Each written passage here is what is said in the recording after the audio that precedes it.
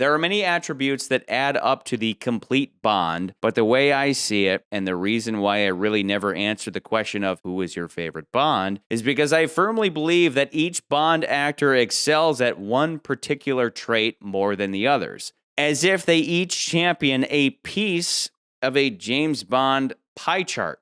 Sean Connery, the classy Bond. This is the guy who set the tone from whence all Bondness flows, because first and foremost, James Bond is a classy f***ing dude. The way he dresses, the way he carries himself, the way he beds the lady folk, all stemming first and foremost from a sense of class. He knows all the right wines and whiskeys and a little about everything else. I'd say it was a 30-year-old fiend indifferently blended, sir, with an overdose of Bombois. And he'll gladly have a pleasant sit-down dinner or a round of golf with his enemy before brutally putting them in the ground. Lazenby, the butt-chin Bond.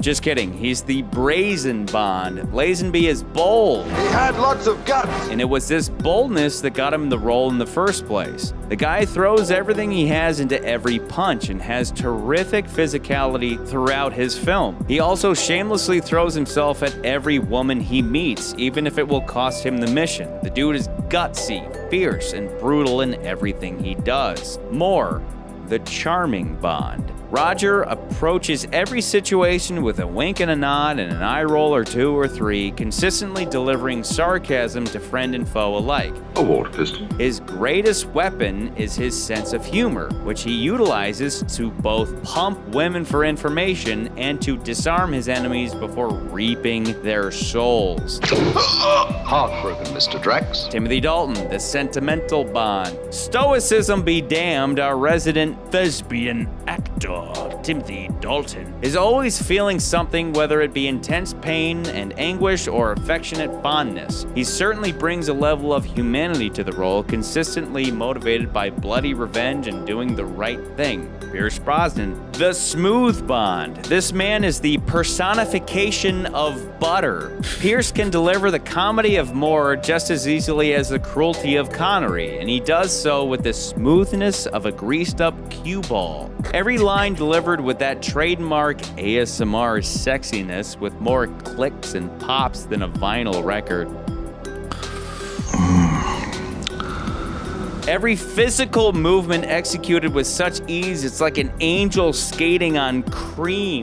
Just gorgeous. Daniel Craig, the badass Bond. Now here comes Mr. Six-Pack. James Bond has always been a fighter, but now he's a UFC bar brawler. Maybe you've called Bond a badass before, but never like this. Everything the guy says or does is badass. The way he stands is badass. The way he sits is badass. The way he sits while being tortured is badass. Every time he opens his fucking mouth, all that comes out is badass shit. Yes. Considerably. All of these men exhibit all of the traits of the other Bonds. Connery can be as smooth as Pierce, Dalton can be as charming as Roger, Craig can be as brazen as Lazenby, but it is these specific attributes that each of them champion that prevent me from ever landing on a singular greatest Bond, because they're each so great in their own way. They all rock a specific Bond trait that added up as the totality of the whole James Bond character pie. Every time I try to land on one of them as the GOAT, I remember how the others are just as great when judged by other strengths and factors. Because after all, James Bond is classy, brazen, charming, a smooth operator who is sentimental when it's the right thing to do, but badass when it counts. And just as Ian Fleming described him, each man is capable of intense cruelty, and this is what makes 007 exciting. The reason men want to be him and women want to be with him stems from this excitement, because he is a killer. One of the interesting things about Bond is that he's just as bad as they are. He's a murderer, a killer. Cold, cruel, ruthless killer. He just happens to be working for the side that's called good. He is a good man, not because he is meek and polite and nice, but because he is capable of intense cruelty, but reserves his cruel actions for evil men who hurt the innocent. This is why I've always stood firmly against the notion that Bond is a misogynist. Deep down, does anybody honestly think that James Bond actually hates women?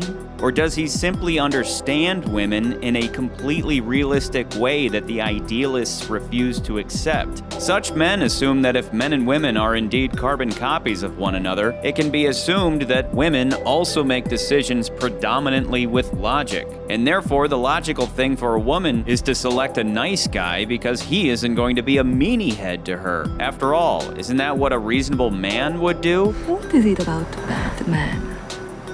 You, my husband. I had so many chances to be happy. So many nice guys. Why can't nice guys be more like you? Because then they'd be bad. Yes.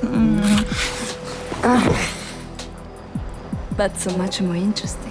But while some women say this makes that nice guy boring, what they really mean is he can't be counted on to get going when it's time for action. There is a very real, very biological reason that women do not select nice guys, and it has to do with survival. Nice guys, meek men, aren't useful when it comes to lions, tigers, and jaws. And for that, you need a bad motherfucker. What ultimately makes James Bond so desirable to these women is not his looks or his glib remarks nor pithy comebacks, but his ability to make manifest.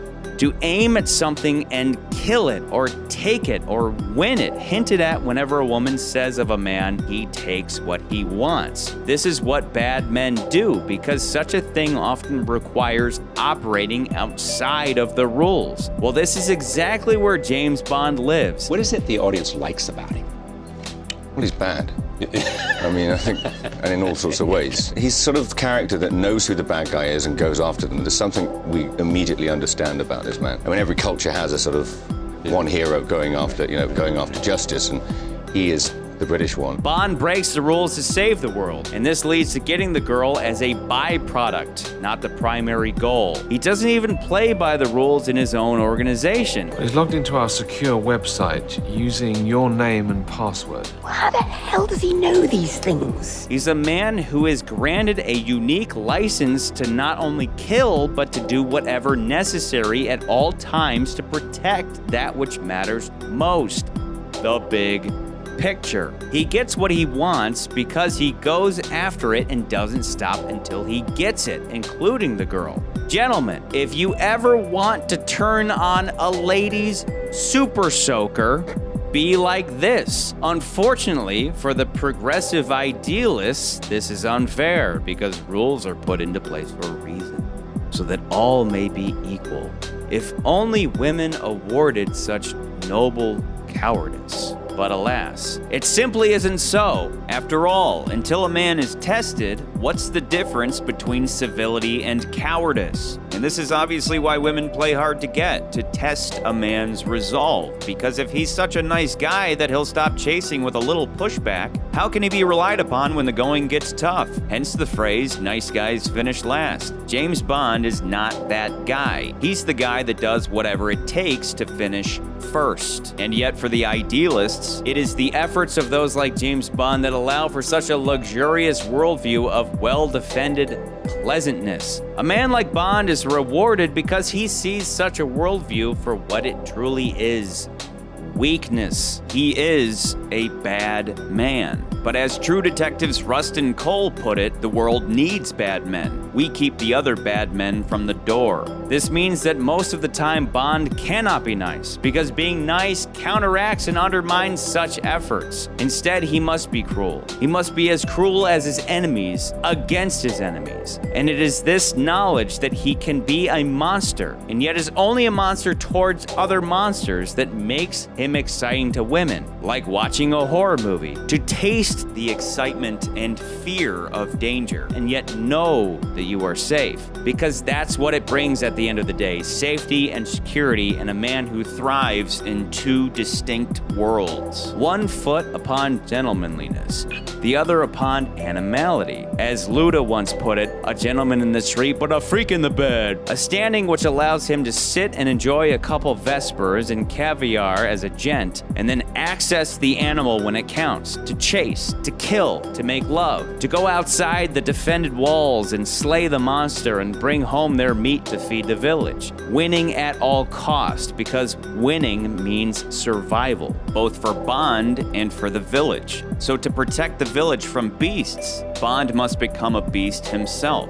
Everything a man need ever know about a woman can be summed up by this concept of Beauty and the Beast. Women want a beast, because a beast will defend them and the children against monsters, metaphorical or otherwise. Nice guys don't do this. They get eaten by the monsters. So she desires the beast, and yet the beast is capable of being cruel to her, as a beast will be. So she sets out to tame him, that her beauty and her grace could act as a collar of domestication, whereby he's a gentleman when she wants him to be, and then unleashes the animal when she wants him to, both on the bad guys and her vagina. Being a gentleman, a gentle man, is relative to the fickle needs of women. And so here we are, another modern retelling of Beauty and the Beast, Beauty and the Bond.